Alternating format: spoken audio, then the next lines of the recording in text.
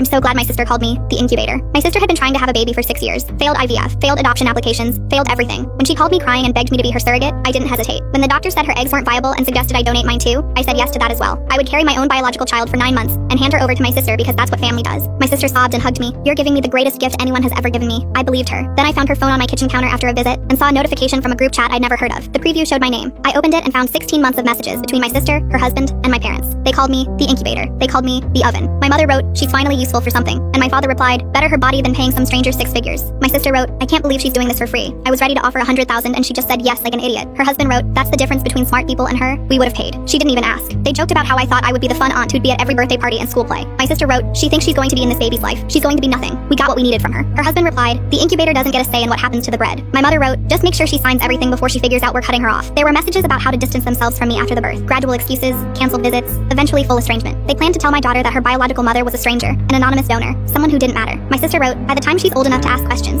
she won't even know the incubator exists. I was 8 months pregnant. I scrolled until I found the message that made me stop breathing. Her husband wrote, what if she tries to keep it? She's the biological mother. That's a legal nightmare. My sister replied, she already signed the intent paperwork. Once we get her signature on the final documents after the birth, she has no rights. She doesn't even have a lawyer. She trusts us. She added a laughing emoji. She's that desperate to be loved. The final documents. The ones I hadn't signed yet. I put the phone back exactly where I found it and didn't say a word. The baby shower was 2 weeks away. I could wait. I spent those 2 weeks smiling at my sister, letting her touch my belly, listening to her talk about the nursery she was decorating. I sat through a family dinner where my parents toasted to the miracle baby, and my sister cried pretty tears and thanked me in front of everyone. I wanted to scream. Instead, I went home and called a lawyer. The shower was at my sister's house with 60 people packed into her living room. Friends, co-workers, women from her church, our entire extended family. I sat in the corner opening gifts while everyone cooed over tiny onesies and stuffed animals. My sister made a speech about how blessed she was, and how she couldn't have done this without her amazing sister. I waited until she finished. Then I stood up. Can I say something? My sister beamed. Of course. I pulled out my phone. I want to read a few messages from a group chat I found on your phone. The one you have with mom and dad and your husband. The one where you call me the incubator. The room went dead silent. My sister's face froze. I don't know what you're talking about. I read the first message out loud.